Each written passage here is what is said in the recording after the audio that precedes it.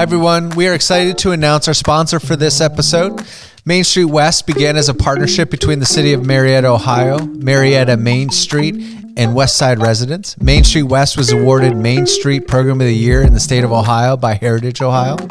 Main Street West utilizes the full Main Street approach to focus on neighborhood revitalization in the Harmer neighborhood by bringing together residents, business owners, and community leaders on Marietta's West Side. Thank you, Main Street West, for all the work you are doing in your community and also sponsoring us in our efforts to educate and reduce the stigma on mental health and addiction and supporting our Therapy Talk show. For suicide and mental health issues, I have to really believe that silence kills death. How we might even be projecting things on people and we don't even know that we're doing it. There's a lot of people around and a lot of resources available to problem solve those things. Okay, give me a week. I will problem solve it. First of all, get out of my brain. Welcome to another episode of Therapy Talk. Today, we're having a great episode talking about community, and I have Jackson Patterson, who is the chair of Main Street West, and Geoff Schenkel, who's city councilman, but also a part of Main Street West as well. And we're going to talk about community and mental health. So I look forward to sharing this with you guys. One of the reasons why I'm happy to have you guys on is because of your guys' role in the community. And I see community as being a huge place to kind of impact in a positive way mental health and behavioral health. And so I was wondering if you guys could kind of explain your role that you play in the community, especially with Main Street West, which is under kind of Marietta Main Street in the community of Marietta. So just wanted to see if, I don't know who wants to start or if someone wants to kind of jump right in there and kind of help me learn about this. We got started many years ago. Actually, I would say 4 years ago. I was coaching basketball at Harmer School. And I just happened to be coaching his daughter. And we got to talking about neighborhood stuff and generally in basketball and just having regular everyday conversations. And it kind of grew onto some ideas of putting things together. I ran some ideas by him, and he kind of went home and thought and come back with a outlook of how we could take the first approach and the initiative to get started. And then it kind of like rocketed from there. I mean, it kept gradually gaining momentum as the months went on. So I take it that you, even before Marietta, Maine, you've had ideas about community enrichment for even longer than that, because those ideas must have been kind of sitting in your head. I'm wondering where that comes from or what's kind of motivates that part of you. I grew up, born and raised on the West Side, and I heard many issues as growing up, neighborhood gossip and issues and conversations, and this needs to be done or that stuff needs to be done, and I always heard they need to be done. But nobody ever really that I seen took initiative to do this stuff. They was just like, I don't want to say they're complainers, but that's what it kind of built to after years, meeting Mr. Schenkel and bringing stuff to him and realizing that he's a city councilman that I was told growing up that I'm not supposed to trust. I'm not supposed to conversate with. And he showed a different interest than normal politicians. So It was, I don't know, he just lit a spark in me there that I kind of started trusting a little bit. Yeah. But I still tested him growing up, from a West Sider to talking to politicians and things. That's a big gap. Now, is that specifically because of the West Side? That the West Side had kind of a... That was a stigma that is born into you. I believe it's almost like put into you from birth, as in, don't trust authority, don't trust, CPS. Nobody with a title, I learned that, is nobody with a title or holds a certain authority, you don't want to put your full trust into them because they're always going to take. And growing up on the West Side, that's all I seen was the taking. I never seen the giving back. Yeah. So that was a big thing that I wanted Geoff to see, was all the negative takings I seen. And sometimes the taking was necessary, whether it was a kid in a home or something of that nature. In my eyes, I'm like, oh no, Here goes another kid from the West Side. That's a shame. But then Geoff came along and put into my brain almost that, look, that was necessary. That had to happen for these reasons. Nobody growing up was there to explain that to me. So that was a learning curve, and he really set that learning curve for me to understand why and how things function in the community. Right. And what their role is. He just hit on two key words as I've been listening to him talk. When we first started interacting with the neighborhood has a very, very good sense of what needs to be done. Right. They're very observant, very insightful, very good at identifying what things are a problem or what things are a strength. Yeah. But when you get to the why and how, you move beyond the what. I don't know that there has been a lot of strong ties that extend out of the neighborhood into the broader community so that people can be a part, an engaged part of answering the why and the how questions. Mm-hmm. So I think how things get done or why some things get done and others don't remained a kind of a mystery. Sure. It just seems almost like, the fates control that kind of thing, or it's just a kind of favoritism potentially. What's the point in trying to do something because I'm going to get blocked in some way? Right. There's no way it's going to work. They'll do it if they want to, and they won't if they don't. And do they really care? And do they care? So beyond pointing out what the problem is or where there's an opportunity to do something better, why would I bother investing a lot of my time and energy? And so one of the first things you and I touched on when you were coaching my daughter was you were running into some of those issues that come from how and why because you were coaching parents of kids who did not live in the neighborhood. Mm-hmm. So you were now part of this bigger network, mm-hmm. this bigger community, and some of the tensions that come up when you go beyond that first sphere of familiarity. I mean, you were running into that first week of practice, like the first night of practice. And I mean, this is not the most feel-good story at the beginning, but like there were people who didn't want you coaching their kids. Sure. Yeah. And they had made up their mind because of his tattoos and those issues of stigma. We don't want this guy coaching our kid. Let's find a replacement coach. Right. My daughter went to one practice, and that's what I heard from the other parents. We need to find another coach. Did you see his arms? Right. Did you see his neck? Right. We need a new coach. This is not good. I mean, they knew like that. Right. That they were ready to move on. And I'm like, are you going to coach? Right. No. I don't know anything about I basketball. don't know anything about basketball. I'm like, well, how about, here's what I'm going to do. I'm going to go to practice. I'm going to watch a practice. If there's a problem with the guy with tattoos, we'll deal with the problem. Sure. If he's a good guy coaching basketball who happens to have tattoos up his arms, I don't think there's anything for us to do. I think we just play the basketball season.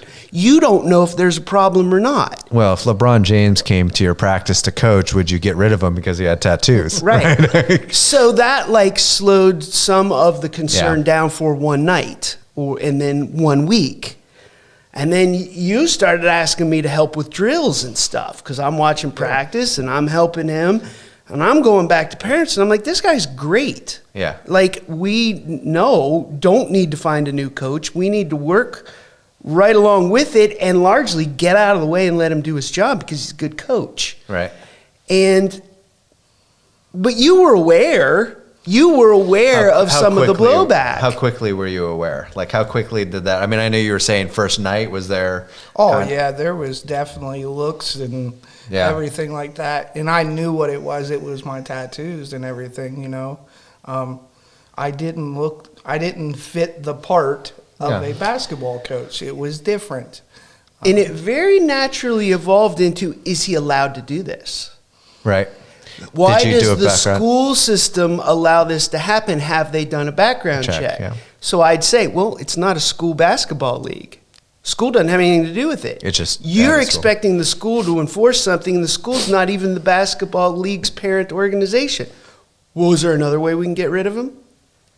Yeah. So instantly they're thinking they're moving from what to the how and why. Yeah. But they're grasping and groping for hows and whys all over the place. Right. In places that don't fit any kind of system. Right. So Jackson, who's aware, these are the questions that are being asked about him. He's like, do I need a background check? I mean, why are they talking to the principal of the school about me? And I'm like, actually, there's no reason for them to talk to the principal of the school about you, because the principal has zero jurisdiction over this. Right. And like, he understood all that stuff very quickly, very intuitively. So we established a rapport real fast, because I'm fascinated by how and why questions. How do we get this done, and why do we want to? Right. Or why would it be better to try something else? So very quickly, when I'm explaining process and systems and rules and things like background checks, he's like, okay, I get this. So then we just kind of teamed up very quickly to start teaching parents about, like, well, here's why your concern is not really going to be addressed by the method you're bringing up for getting rid of him or ensuring that he's a safe guy to coach your kid. Right. So like, we just developed a knack, like right off the bat, for explaining to people, groups of people, the how and why questions that follow what. Mm-hmm.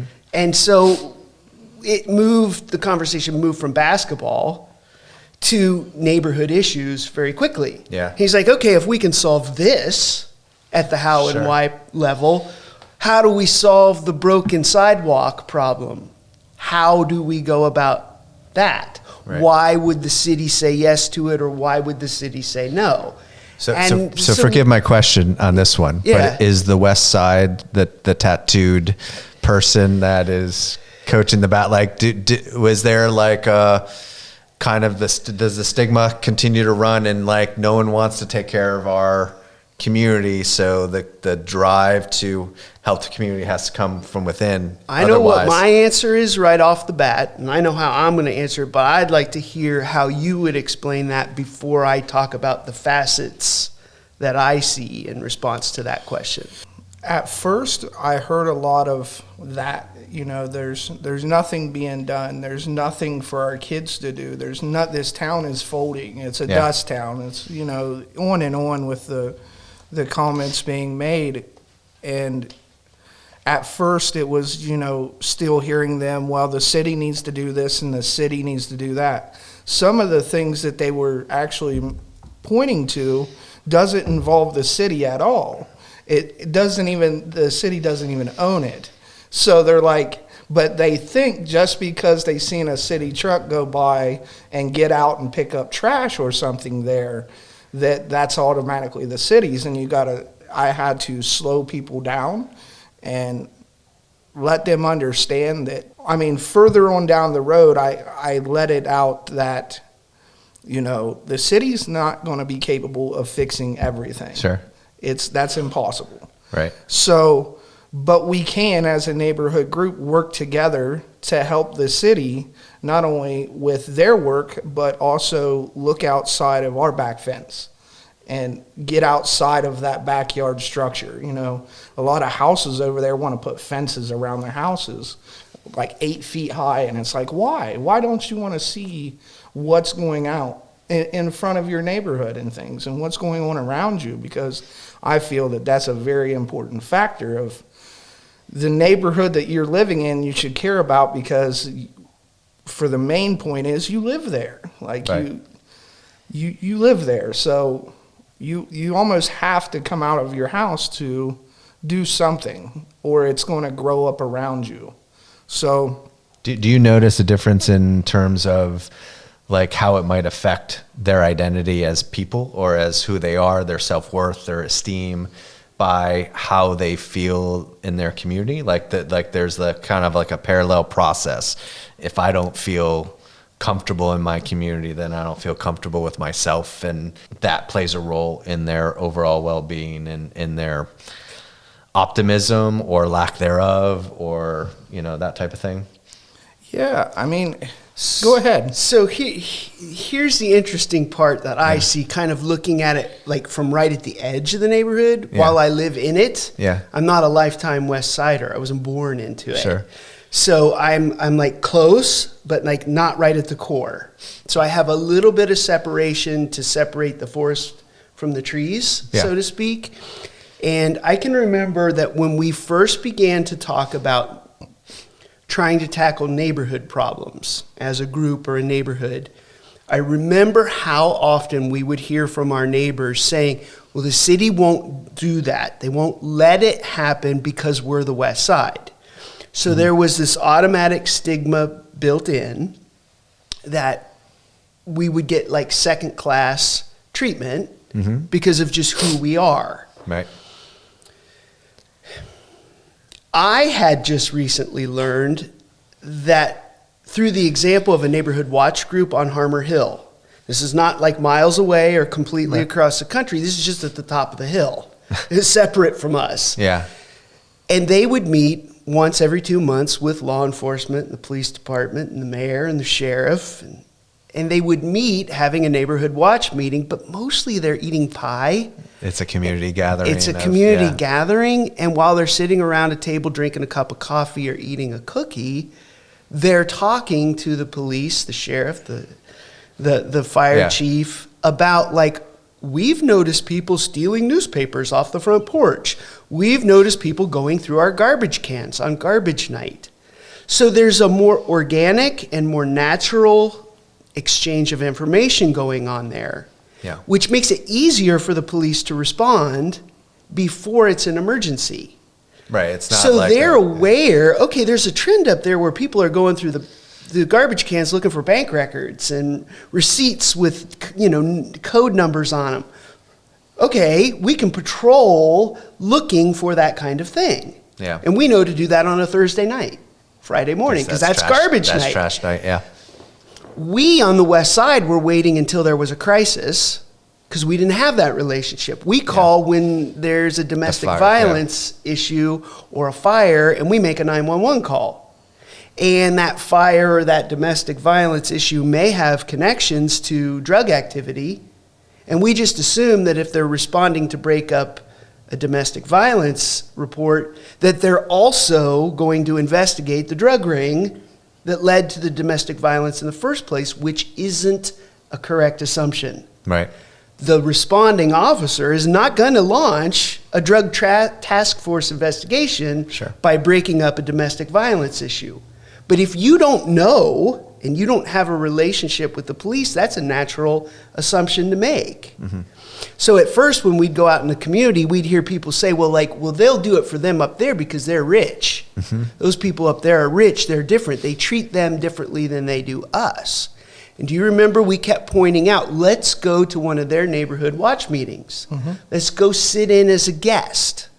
Let's just go watch how it works. And you went, and Jordana went, and other neighbors went, and then we're like, okay, wait a minute. This isn't like going to the country club with some good old boy network where it's all fixed, where everybody's scratching each other's back. Like, this is just having coffee. Like, this is, okay, I get this. We're just talking. Yeah. And then we, just started doing, they meet every 2 months, we meet every month. Well, and sometimes we meet once every 2 weeks because we like meeting. We like meeting, and we get 30, 40 people, whereas they get 20, 25 up on the hill. So we took to it like ducks to water. Yeah. Once we set aside some of our assumptions that we were some kind of redheaded, unwanted stepchild. Once we set down our own baggage and we tried, dipped our toe in the water and we tried. Then we got better at making police reports and not waiting until it was a 911 emergency to make our first contact with the police. And we started noticing differences in response time and effectiveness and things like that. So to me, it's been this really cool learning experience of learning how and why things get done. And stigma is a part of it, but we play a role in that stigma too. And if we can do what we can do to change it for ourselves, we do get treated differently. The power of stigmas is when you don't challenge it. So if you just allow those stigmas, like if no one pushed back when you were first coaching that team and said, no, there's no evidence to do anything. We need to play this out and give, him a chance. None of that would have happened. We would have just perpetuated the stigma and nothing would change. And same thing. Oh, let's go see what that neighborhood watch meeting is all about before we just kind of, make that stigma, true. That reminds me so much of like the bus system, public transit situation we had. We had some really fired up people about the way the bus system works. Yeah. And you remember that meeting where like, what are you going to do about it, Geoff? You need to fix this. This is a problem. Right. And I'm like, how about we go ride the bus and see how the bus system works? Because I don't know if any of us have ever been on the bus before to know what the problem is. And we rounded up, 10 people? Yeah. We took 10 people on a multi-hour bus ride through town, and we took notes, and we had a bus route map, and we marked the route, and we timed it, and we knew our stuff before we went and complained to the city or an authority figure, a community action. We knew what it was like to ride the bus before we started a conversation with a bunch of assumptions built into our argument. And we solved the problem. It worked out really well, and there was no fight. So pushback, I think, is absolutely right. If you just kind of sit and accept things passively, that stigma is going to land and it's going to stay, and it's going to be very disempowering. Well, but pushback doesn't have to be like punching aggressive. in the mouth. It doesn't have to be aggressive. It just a lot of the arguments in favor of the stigma being true really have no basis. Right. And so as true. long as you allow those things to kind of hang there, we deal with stigma of mental health, just didn't even, in our interactions with the community and understanding that. And it's like, you have no basis for it. Like these assumptions come out of nowhere, or a isolated incident that has nothing to do with doesn't speak to the broader picture. It has no statistical significance. It's just an incident. We're just going to throw. And that's our world right now is filled with that. Well, and I think there's an interest. We're also beginning to touch on like the difference between being assertive and being aggressive. Right. And learning and practicing, building the muscle of being assertive, I think has been like exceedingly beneficial to us, to the point where like Jackson and others will be like, Geoff, you need to calm down. Geoff, you're being a little aggressive here. Come on. This is, you're ramping up too far too fast. Tone it down, Geoff. So, it's like the way our neighborhood is learning it, to me, is almost magical. Learning it to the level where we're able to teach it to others. Right. Wait, how cool is that? No, it is cool, and it has to happen, because ultimately you're never going to be able to go in a community and go, stop thinking this way, it's wrong. Stop following the stigma, it's wrong. And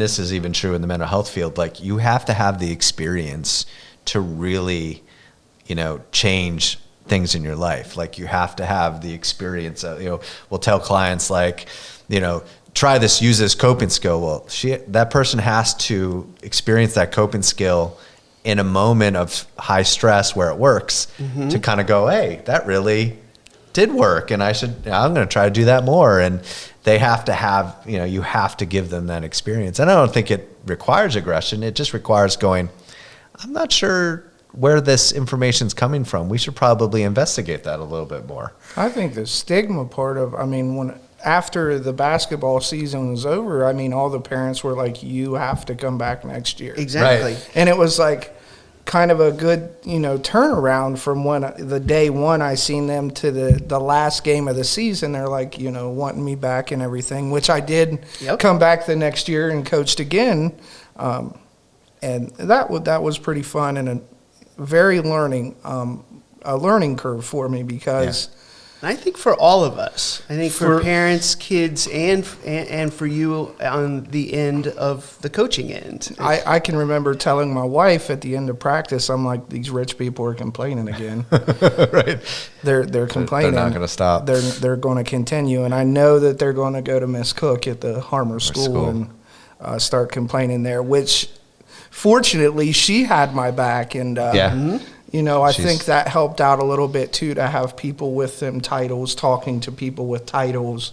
Yeah. And, you know, because they know each other's language. To me, I was like a foreigner talking to them. Sure. But Geoff, thankfully, was understanding what I was trying to put into their language. And I never even heard about different languages, until I started working with Geoff on a daily basis and learning how to talk. In different worlds. Right. Appeal, yeah. So that was one thing I was starting to learn, and then he was giving me books a lot, and I was reading them and learning and things, and like we just learned this week. So we've also, I mean, you especially have played a pretty significant role in trying to address homelessness issues. Right. I mean, thinking about language and different dialects, we knew to call it a warming station. We knew people were cold. We wanted to have a place for them to get warm. Last year, we were taking them firewood and blankets and stuff, and that's not a fully adequate response. I mean, it kept people from, you know, being in too bad a spot, but that's not really ideal still. Still, you have a fire illegally inside city limits and you're trespassing. So the solution is still riddled with problems. So now we're beginning to talk about what we call a warming station. But then we were talking with like housing and urban development officials, you know, at the state and federal level, and they're like, well, we don't know what a warming station is, but it sounds like you're talking about a drop-in center. And so like, okay, we've learned a new word. Right. Like, okay.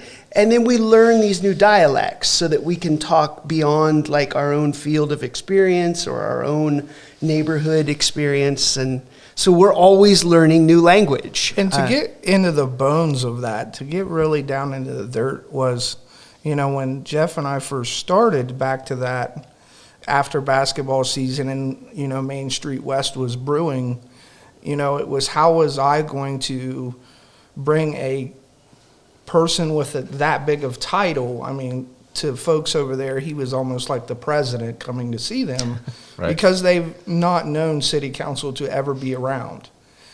And him showing up in a tie and suit would not work. So I said, come as yourself, which he did. In my art paint clothes, my work clothes. His work clothes, and showed up and actually went into the homeless camps with me. And I'm super proud that he did that, because that set an example of how our local government should be functioning with the community. Yeah. Being totally engaged is how you make that change. And so I had to get him totally engaged, as into going to people's homes, knocking on doors, that I knew that they trusted me from my past of things, and how I worked in the neighborhood before Main Street West and before I started getting into trouble.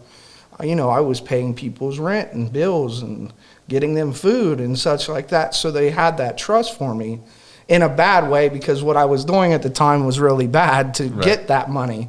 But I transformed into using it as Geoff was almost like my drug.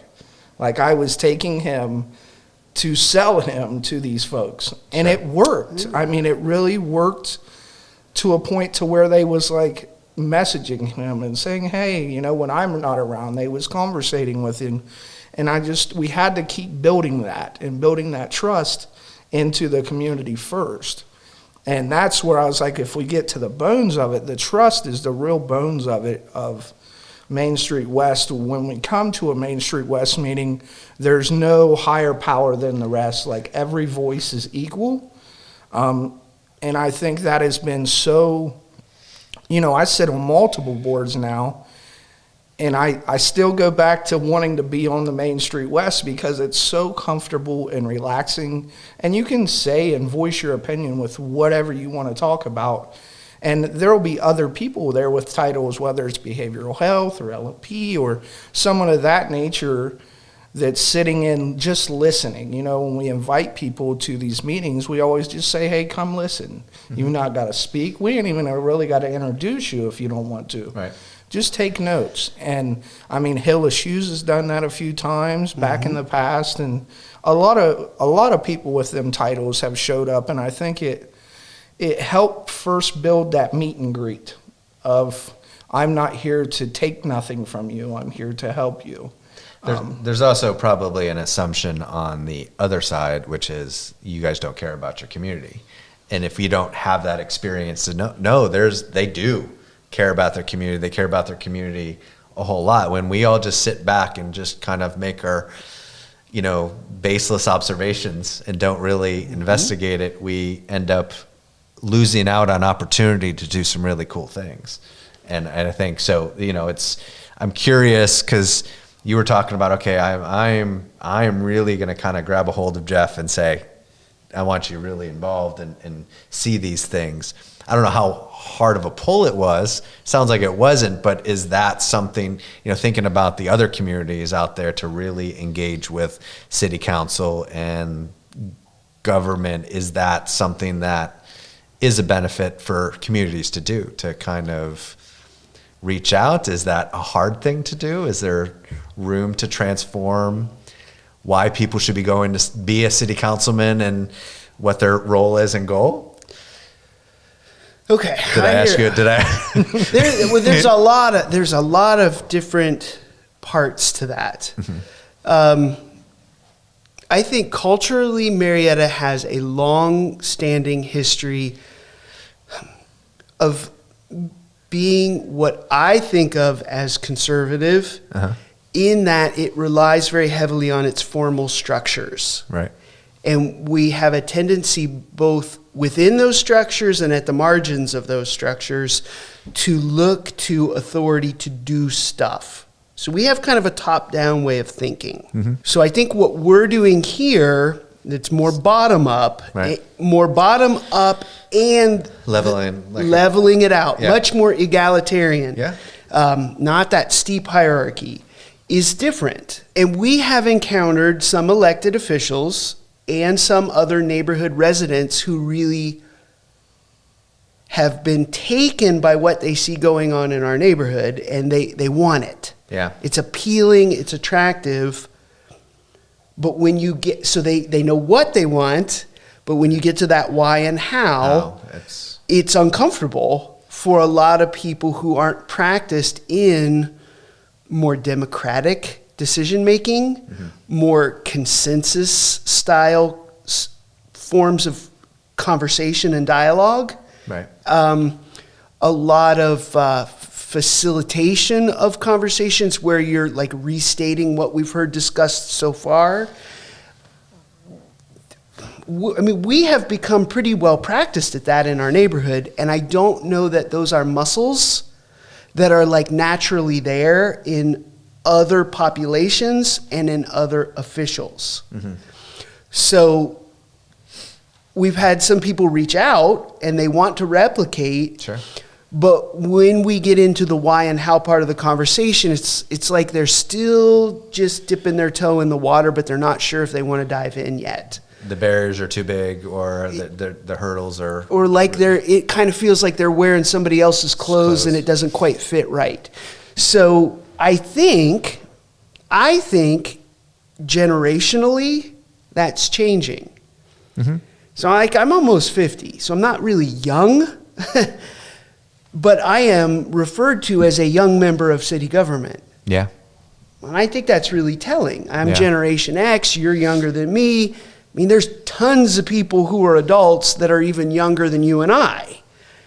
And I'm the young one in city government because it's largely a boomer generation that's populating positions of elected office. Yeah. And that generation is very used to a 50s, 60s, and into the 70s environment where structures and institutions were operating differently than younger generations engage with institutions. Yeah. And so I almost think like me and my generation is a transition where we remember what our parents were like, but we don't have institutions like that anymore. Mm-hmm.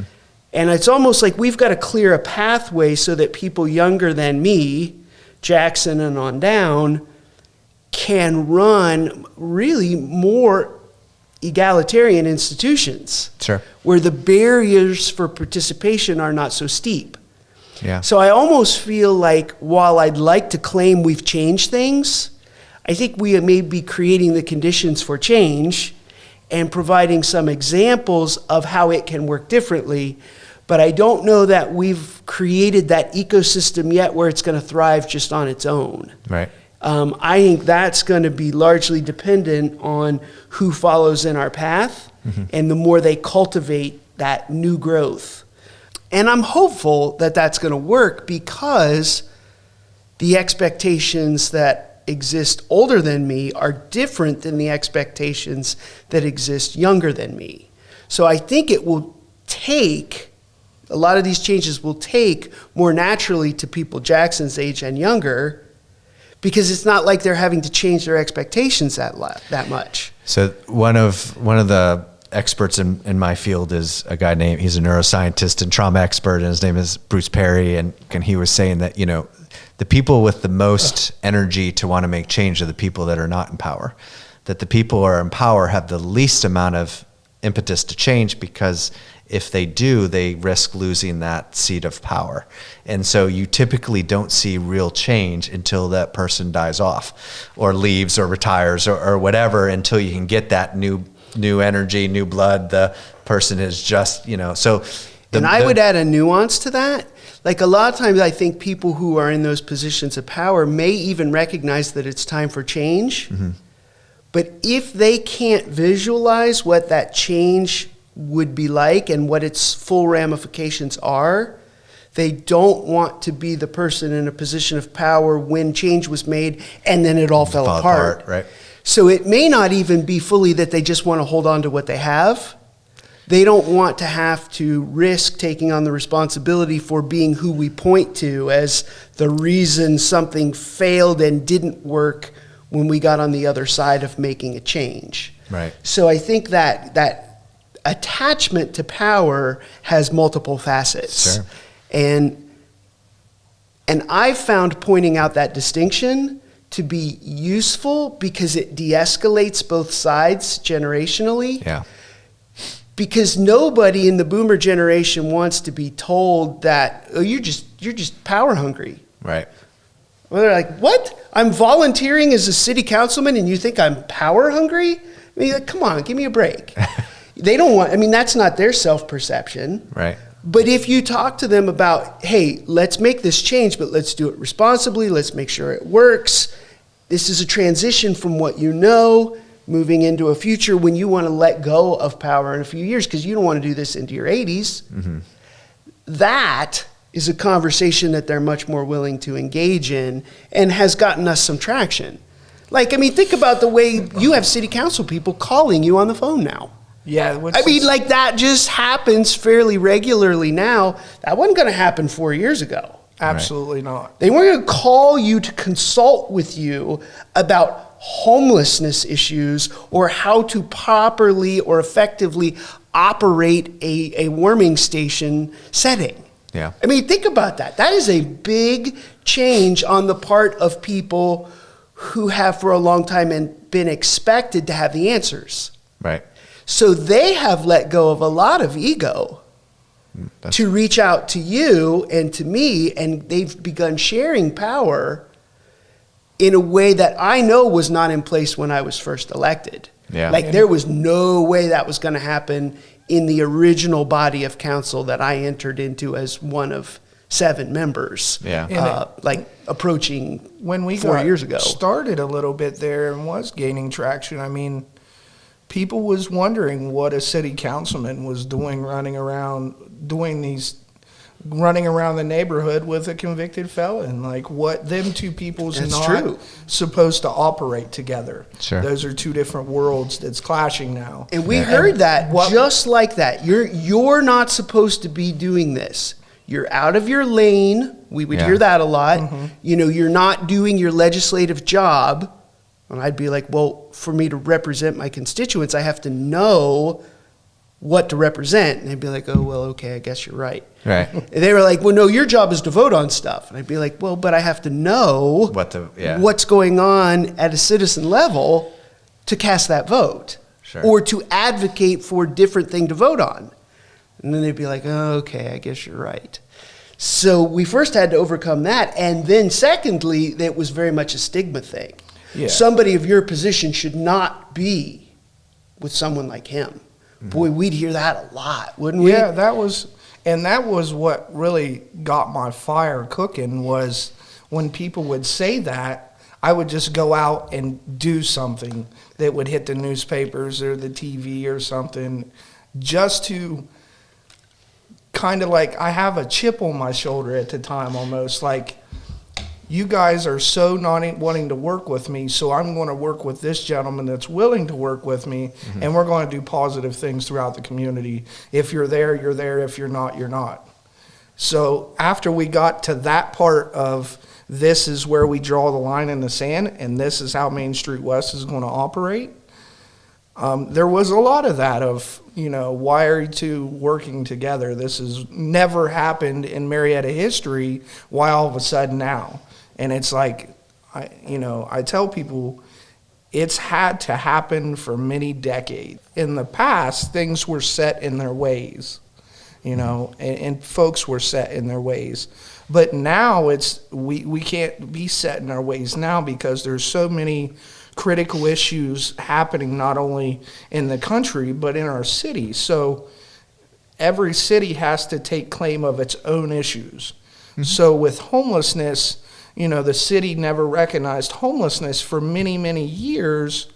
They knew it was there, but there was no action to it, because I don't think the know-how was there to have council people going into homeless camps. Wasn't happening. So there was no clear report of what was going on. Once again, the stigma, it's a homeless camp, so there has to be addicts, users. They can't... violence violence and everything that falls under that umbrella. And that's not always the case. Some people are homeless just because at that period in their life, they have to be. And getting onto the homeless, me going into these camps and talking to homeless, being a homeless person myself at one time, kind of is my, I tell Geoff, sometimes I'll sit in these homeless camps and it's like my medication. It kind of just, so I don't use again, so I don't become homeless. So I recognize what that can go back to. Where I was. Right. I don't forget where I was. So it's like almost a medicine for me to go speak with these people. They're more or less my therapy. And some people find that crazy. They're like, what? And I'm like, most definitely it is. The way that I used to live and the way I live now is just the turning of a page. And homelessness now, and when they see Geoff, we have homeless people that clean up our park just because we've installed a value with them that you're important just as well. So, and I would add to that how often we hear people say that they now recognize they're allowed to. Right. That they're respected enough to be able to, because that goes back to that stigma assumptions, because their life is not all together, that they don't care or that they don't want to make an effort. And we deal with that in the mental health field. It's moving away from this conventional wisdom that kids, people do well if they want to. No, people do well if they can. So if you give them the skills and the opportunity to do things, they will do it, because no one goes out and goes, I wanted to grow up being homeless. No one does that. They're lacking the skills and opportunity to kind of turn their life around. And they don't know how to get out, and they need somebody to kind of support that. And when I first started working with Mr. Schenkel, it was, you know, he was taking me there at the Marietta College and things, and at first I'm like, Geoff, where are you taking me, dude? Like, there is gold trim in here and everything, and I do not belong here. I am way out of place. It was so foreign country to me, and Yeah. it was like, it was only 6 blocks away from my house. Sure. And it was so foreign. And then when I got there, and Geoff was like, I will make sure that nobody attacks you.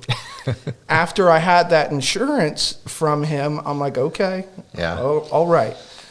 And that's relatable. I mean, so I didn't grow up on the West Side, but going to Marietta College campus for me as a kid was weird. So it is not hard for me to imagine what that struggle is like, because I have to remind myself I belong there too. I'm still doing that. I still get nervous before I go into a city council meeting. Yeah. And have to remind myself, yes, you are elected, people believe in you. You may not have all the answers, but you are armed with a tremendous amount of insight that comes from your own abilities and your ability to listen to others, and it's needed here. Yeah. So I do get that struggle. I get the struggle of feeling like you don't belong somewhere. Sure. And I also know that it isn't going to kill you to push through that doubt. It And may it was really It's suck. the way- it's you may the way have we a grow. panic attack. You may Yeah. do it once and embarrass yourself and feel really bad about it and hold on to it for a few days. And you can try again next time, and it's not as bad the next time you do it. I remember, because it was only last week when I had moments like that still. So, you know. And that's the mental health world, behavioral health world, is helping clients face experiences that are uncomfortable and getting through it. And, Yep. and you know, our brains, you know, trained to see differences as threats first until you're familiar with it. So Marietta College was a threat to him, to your brain, because you weren't familiar with it. It was, you know, you have to, but we have to have that experience to show that it's not threatening, because not everything that's different is threatening. And You once know. again, that was a title that I'd seen on the, you know, on the news and Yeah. hear it on the radio, and to see all these, you know, logos of Marietta College all over the city. Yeah. So it was so like, interesting. Yeah. you know, that was a powerhouse. Like, you don't enter their grounds. You're Right. a West Sider, you stay across the bridge. Sure. Initially, that was all installed as a kid, you know, growing up, hearing that. And then seeing it totally different when I'm older, working with a city councilman and city council and all of local government to just make a big change in general. It's definitely, like, now I like going to Marietta College because Right. I know, you know, many professors there that I would never know in a million years if it wasn't for Mr. Schenkel and others more or less grabbing my hand like, you have something to offer, let's go do this. Yeah. People need to listen to you, let's go do this. And I remember Geoff, when we was first starting, he'd say, just tell your story. Just tell your story. Take off your shirt, let your tattoos fly. Tell your story. Right. Be yourself. Be yourself. Right. Don't try to Right. change for the odd, you know. Right. Don't do that. And when I did, it was like, I got so much feedback from it that I wanted to continue more. And the more feedback I got, I just wanted to keep building. And then when Main Street West, I'm like, Geoff, this is how we need to do this to bring it into the neighborhood. First, Yeah. we got to get you comfortable. Then we got to get you talking to folks. Then we got to get them somewhere with you. Yeah, you didn't fill an auditorium of 300 people and say, okay, get up there. You stair step them. Yep. Right. I mean, And we that- probably visited 50 houses Yeah. before we had our first neighborhood meeting. Yeah. Right. And I mean, that 50 people didn't just show up because a flyer went up on the wall. Yeah. It went up because we were in somebody's living room and we were willing to go to them, Yeah. meet them on their own terms in their own territory, where they were then willing to come to a neutral ground. Yeah. And these are folks that would normally just shut the door on a suit and tie. Yeah. You know what I mean? Like, oh no, you have a badge, and literally it could be a Marietta Memorial Hospital badge, and they'll shut the door on it because that badge is a title, and some folks that would come in the neighborhood that would have them badges, I would tell them, like, just take Put that it off. away. Take Yeah. it off. Just take Yeah. it off. Well, and I think this is where I'm going to geek out a little bit. But like you're not going to hesitate to wear a New York Yankees hat. That's a Right. logo. That's Yeah. an emblem. That's a symbol. It's an identity. But that's an identity that you've always been comfortable wearing because you felt a certain familiarity to it by way of sports. You were encouraged to play baseball, to hit somebody in football, to do all these different things as an athlete.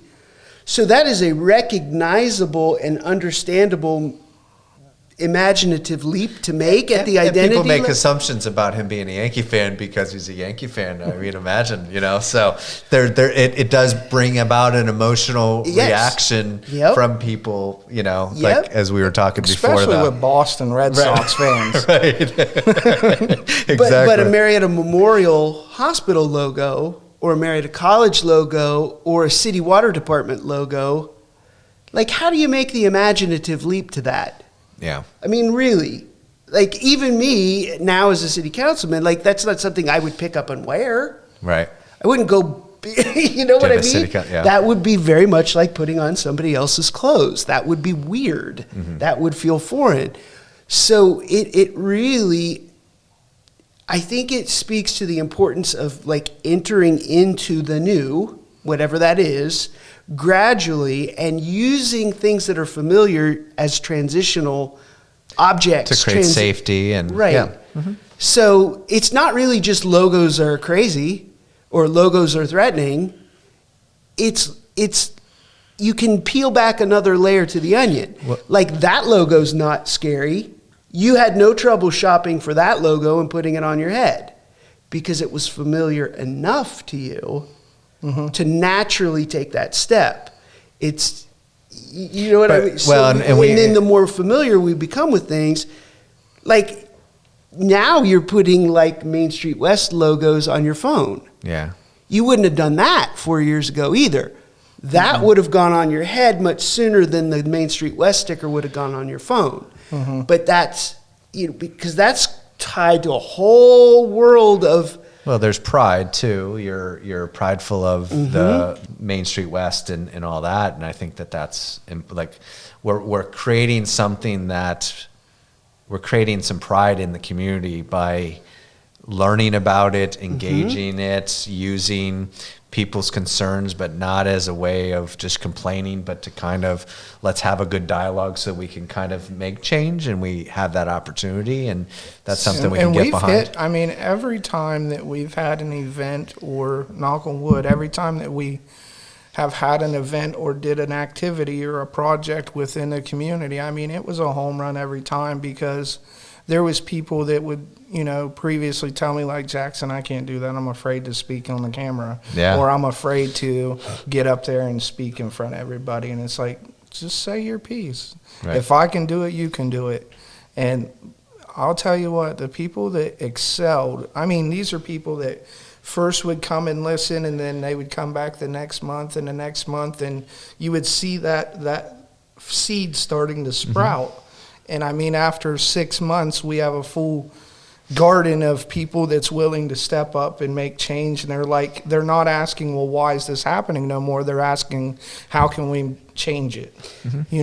It's kind of like dumping a puzzle on a table with the three of us here, and we all just begin making the frame. Right. I'm always into this, like, taking that a step further. Right. So, like, I can remember how often we would hear the city should do that. Yeah. And now what we have is people saying, now, would that be the water department or the sewage treatment department? How much more informed a question that is than just saying the city should go do that. Do I call the mayor's office or should I call the development office? Those are much more informed questions because the threads of their existence are much more woven into the network of the community there at the city government level. I know the communication would be different. Like, whereas in the beginning, you'd be like calling the city going, come fix this. This is and then they would be like, I'm going to call the water department and say, hey, we're experiencing this. Is there anything you guys can do about that? Versus, do I feel out of form for this? Right. Or what do I have to do do you need me to send you a picture of Right. the leak? what's the step we take here? And I mean, city employees had been watching. I remember going to pay my water bill, and they're like, "Hey, you and Geoff with Main Street West are doing amazing. Keep it up." Yeah. And just in that little bit, I would hear things of, that nature, and it was always good to hear folks say that, because on their end, I'm now understanding that they're seeing what we're trying to do. So therefore, if somebody does call in to the water department or their health department, they can be like, "Hey, I need help with this." Yeah. And the person already knows like who they are and what they're trying to do. So they're more enthused to help a little bit more. And I think that clearly indicates that these are not just people who are in positions of power to hold down positions of power. Mm-hmm. Or if they were, they would have no interest in what you're doing in Main Street West. Right. They would have no interest in whether you were successful or a complete failure. They wouldn't recognize what you're doing as valuable if all they really cared about was holding on to their power and keeping others at arm's length. So I think that becomes part of what allows us to humanize ourselves to each other. Right. And I as far as Main Street West, I know I've not said this to you too many times, but I mean, Main Street West was built off of failures, of multiple failures. And people, I noticed when we even talk about failure, they want to back off from it. It's true. And get scared. Mm-hmm. And it's like, it's okay. It's okay to That's how we fail. learn. Like the Main Street West was brewing in them failures. It wasn't recognized at the time, but after I got through the hardships and everything, it started brewing. There's something that needs to be done in the community. And then when my kids were born, I'm like, wait a minute. Like, this is how this community should be operating. Yeah. And I want them to grow up not in that stigma, not the line that I walked. And then, Main Street West come along, and it started growing and rapidly growing, and then all of a sudden we was getting awards and things like that. And I'm like, at one point I'm telling Geoff, like, this is a wildfire. We've just started a wildfire. And we had plenty of conversations in his studio. Well, he could take this to local governments and possibly teach a little bit in local government how to make a great relationship with your neighborhood. And I mean, other council folks even spoke out and was like, I want that in my neighborhood.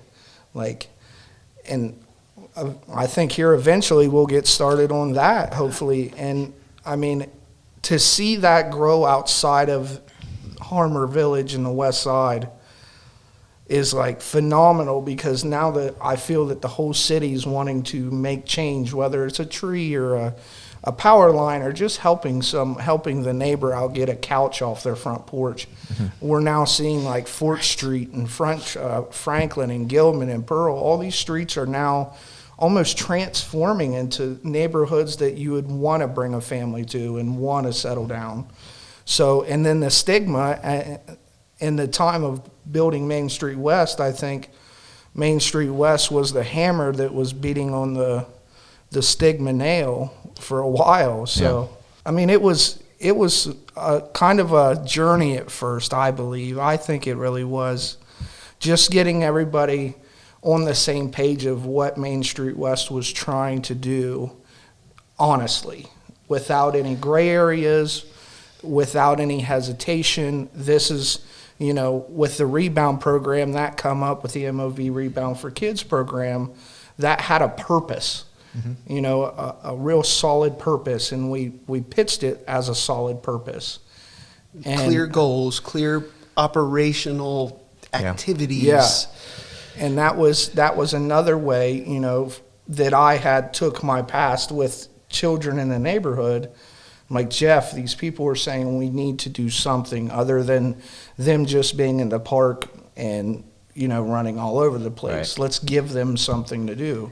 So we came out with the MOV Rebound for Kids program and started partnering and sharing the load with the Right Path program and many other organizations within the city.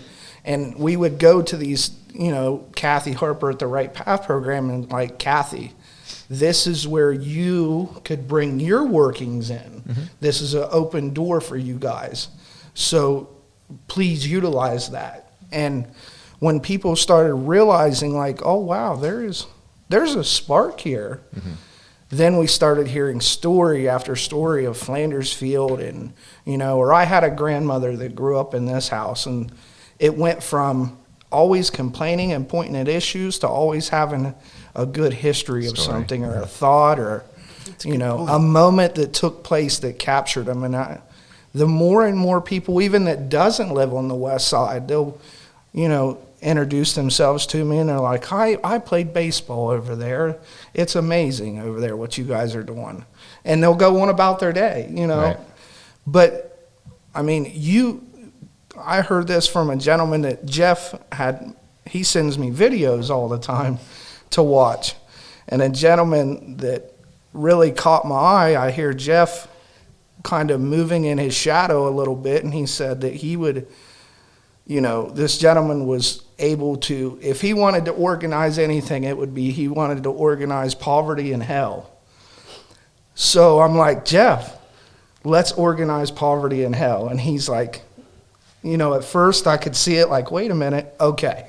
So it was like that big, that fast to change, which gave me the drive to keep pushing Main Street West. And, Christy Thomas, the director of Main Street, she was learning about the neighborhood still, and she loved the activities that we were doing and the projects we were doing. And then she kind of took a step back for a second and let us keep going. She was kind of just our coach there for a minute. Sure. And it really worked out well. And now we're just like, because of COVID, we're not chugging along, but Right.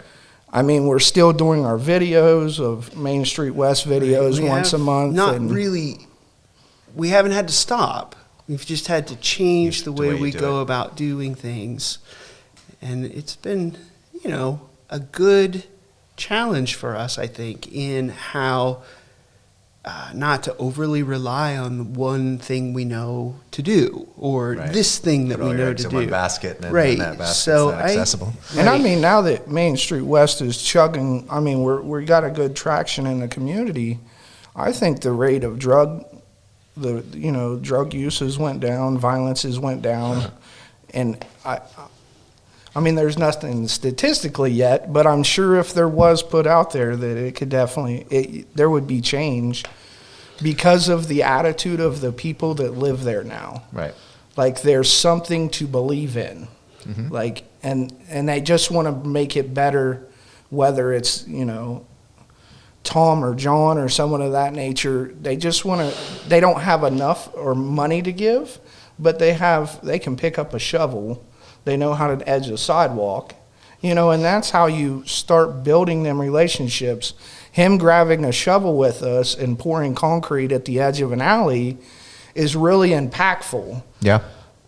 Because you have a city councilman that's holding a shovel. That's like, you don't ever see that. So when you see councilmen sitting there actually digging a hole, you almost have to believe in it. You almost have to be like, this is real. Like, this is a real guy that holds this title that's really digging a hole that you normally would never, usually you see, I call them blue suits. The people that are politicians, I call them blue suits. And you don't see that. You always see them in the newspaper at a fine dining restaurant, with a table of people, and it really wasn't that. I mean, I met him as, Geoff, and I'm like, I talk about city council sometimes to Geoff, but I don't hold him in that same category as a politician. Right. The wizard behind the curtain, or, Yeah, it's not this, the mystique that, he's human too, and he's, has, an investment. And then, after I seen a couple of red-faced Geoffs, I'm like, he has the same temper that I do, and this is why we're mixing so well. Right. Is because he has the same passion and drive that I do. So I think a councilman and a convicted felon working together was kind of the best thing brewing out of Main Street West, other than, you know, activities and programming and stuff. If you think of it as like a sentence, it definitely provides some really nice punctuation. You know, it really drives the point home. It provides this contrast that really draws into focus the importance of bridging gaps and learning how to work together, and demonstrating to people. I mean, on one hand, I don't think it was that big of a gap to bridge. I mean, we took to one another like that. It wasn't a bridge. It wasn't a gap to bridge for you two. But I think from the people observing or seeing it happen, probably Yes. were like, this is Right. interesting. You know, obviously you guys talked about it. It was tough for some people to understand. There were some people, right, who had trouble accepting it. And then I think there are some who just were surprised by it and then sort of marvel at it in a very positive, almost magical way. Right. So And I mean- if we can accomplish something through that, then that's a great bonus. Yeah. And It was an easy magic trick to pull off. Right. And that was, I mean, you know, with homelessness and addicts and things like that I speak to in the community, it just, even our addicts over on the west side, they're different now. Like, now that they understand that they have a purpose, they know that they already have the problem. Yeah. You know what I mean? You ain't got to tell them that they're an addict for them to know they're an addict. They already know. So when Geoff and I would approach them, we wouldn't approach them as, you need to stop doing drugs. Drugs are bad. You know, we left that all to the TV commercials. Right. Like, we're here to talk about what you can do for the community that you're living in. Right. And getting folks, the blue suits, to realize that just because they're living in a tent doesn't make them a dog or an animal of some sort. They can still make change and make positive change. Showing that, as Geoff and I was working together, it kind of like was the stamp to, it's okay to work together, and it doesn't matter your title or your background or any of that. It just matters what your passion is and their passion is. And when you bring all them passions to a round table, something phenomenal always comes out of it. And I think we've kind of stuck with that method. Is it doesn't matter if you're in a tent to you're in $1 million mansion. Sometimes the $1 million guy can be wrong. Mm-hmm. And getting people to understand that and then come to rights with, okay, I was wrong. I know that, you know, this person is totally rich or, you know, not stressing in poverty, but the people I think that are excelling a lot is people in poverty that come to Main Street West are the ones that's stepping out in front of the team.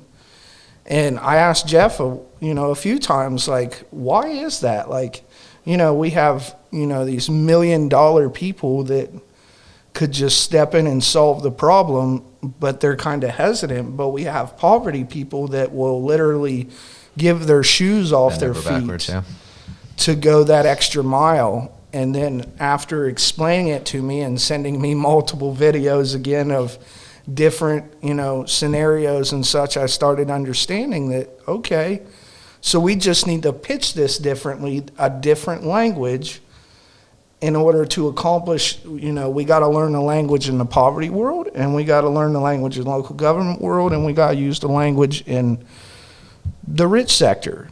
And how do we all bring all three of them together to make something happen? Mm-hmm.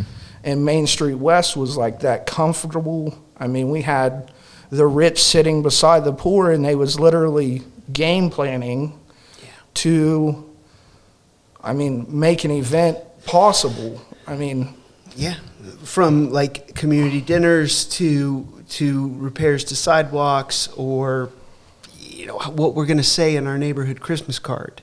Mm-hmm. It's really cool to see that very broad demographic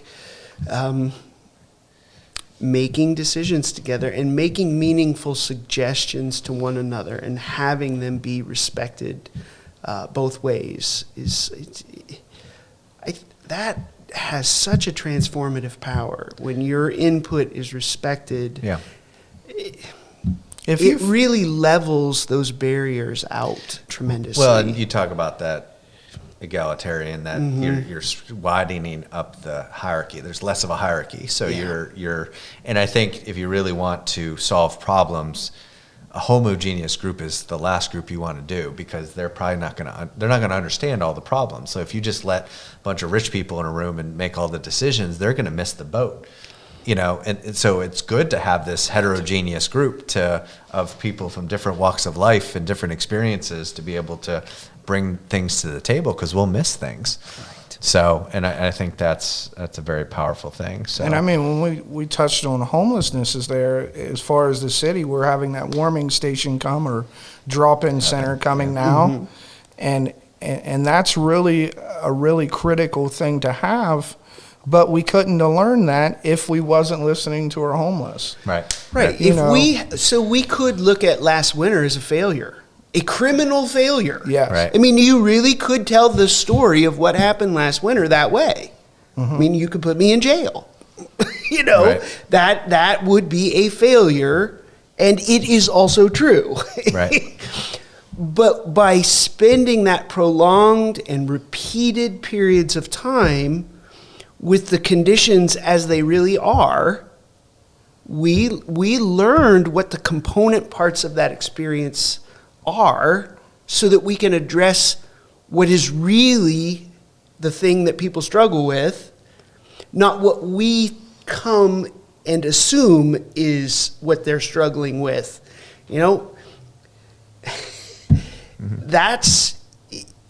That is the experience that informed the good decisions later. Yeah. Being willing to kind of work in a gritty way through some of the unglamorous part is what gets you to that place that's more comfortable later, that is more secure later, that is less risky later. But you can't just jump right straight to the comfortable part.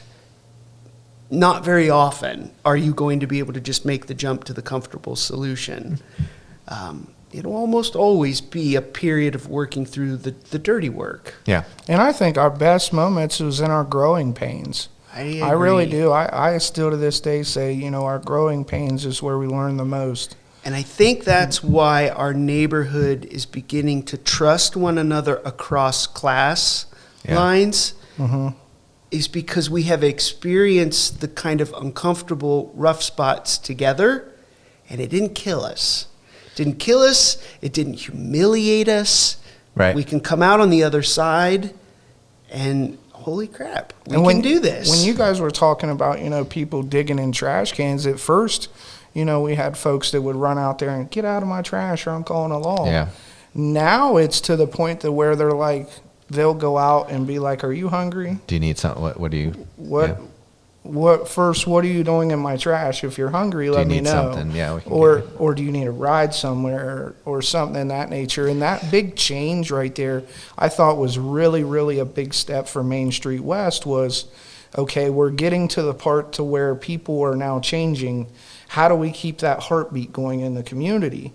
And Main Street West, I think, is the heartbeat to the West Side, because of the fact of all the change that's happening. And it's not rapid change. The beauty of Marietta is we're little. We've not got to be like Columbus or Cleveland, and have something pushed across the mayor's desk that day. As I say before, Marietta's an old steam train. It takes a second to grab traction. Sure. But we can take advantage of that and grow slowly and watch the process. Everybody likes a rose when it's fully blown, but they don't want to watch the process of how it grows. So if we stop and watch how it grows, it will grow into something and help it grow along the way. That's what Main Street West is. It kind of helps that rose grow. Well, it sounds like you guys are getting more value from the process than the outcome, than the product. I mean, even though the product is really great, but the activity of getting to that product is so powerful, because there's a lot of things a lot of unintended positive consequences that come with it, and I more think willingness that's to what engage community is. I mean, when you first said, I want to talk with you guys about community. Yeah. I mean, I think now you've brought it back right around to the beginning impetus for having this discussion in the first place. It's the doing that is what makes up community. If you can't do together, you don't really have a community. Doesn't matter if the sidewalk's nice or you have pretty basketball nets at the basketball court. Right. It's not the stuff, it's the doing that is the bond that makes community. So, well, there's just kind of put a cap to this, is there's things that stand out to me about what you guys are talking about. One is a real need for compassion and understanding for our community, for people. So like if you see somebody that's different than you, try to understand, try to get to know. Don't just make the leap that it's a bad thing, because this partnership and engagement didn't happen, where would West Side be? Mm-hmm. So if you miss out on a lot. Like as Wayne Gretzky said, you miss 100% of the shots you don't take. Yes. So you have to take those shots. The other thing that stood out to me, and it actually brings a personal connection with you, is the kids. Like they don't really, although you kind of had this stigma from an early age, but like I remember you coaching my daughter in a program at MOV Fitness. There was the basketball program, and my kid didn't go in the car and go, "Why does he have all those tattoos?" She just enjoyed herself and had a good time. And so it really, like, unless we kind of point all these things out and going, "Oh, he's scary because he has tattoos," kids don't pick up on. They don't see that. And so we have to really be a force for the younger generation to teach them about how do we recognize differences and try to understand and learn and grow and, do those things. So. Yeah, most of the kids was fascinated. And I had got one of the players was actually doodling on my arm like a coloring book in the middle of a game at that. And I'm like, wait a minute, why are you drawing on me? You're supposed to be focused on the game. Right. And it is very hard sometimes to swallow that, like, is when folks want to like belittle you almost because you have a lot of tattoos, and it's like, well, who cares if I got 15 toes as long as they're winning the game? Right. Or they're just having fun. Like who Sasquatch could teach them, for all I care. Like who cares? It's about the kids at this point. And then we can handle the adult stuff afterwards. Yeah. So whether they win or lose, they still play the game. Yep. And they still have that fun and interaction with others. And well, we just don't understand the things that our kids can learn by those experiences. Like, you're taking away opportunity, for learning, and I think lastly is just that people need to take risks. Yeah. And you just got to take that chance and just give it a try. And because typically our brains are going to figure it out, and we're gonna find success. Because if you have a bunch of passionate, caring people focused on a common goal, great things can happen. So. Yeah. I appreciate you guys and your time and coming in to talk about this. I learned a lot, and I really think that it was an important discussion to kind of have, because I think, like, when I kind of reached out to you guys in the beginning, mental health is hard to achieve if you don't have good community, because we don't spend 24/7 with our clients. The community does. And so we want the community to take a role in wellness for everybody. Mm-hmm. And I think that's what we're going to, especially so, like, we face situations like this world with COVID and all that we don't fall apart, when these things happen, that we can build each other up and support each other when times get tough. And letting the community know that you guys are there to help. Yep. That's what we're continuously trying to do, is bring new people to Main Street West for them to build that relationship with that otherwise would never take place. It would only take place in an office or a building setting or something, or a meeting setting. This is an opportunity to just come, relax, and listen to one another. Yeah. And I think that goes right into mental health, is when we're doing that and you guys are letting the community know, hey, we're here to help, not just you're not just a statistic in a book. You're Right. actually getting the help that you deserve. So. Sure. Absolutely. So I appreciate it. Thank you guys. This is a good Thank you. day. Thank Good you. day. Good.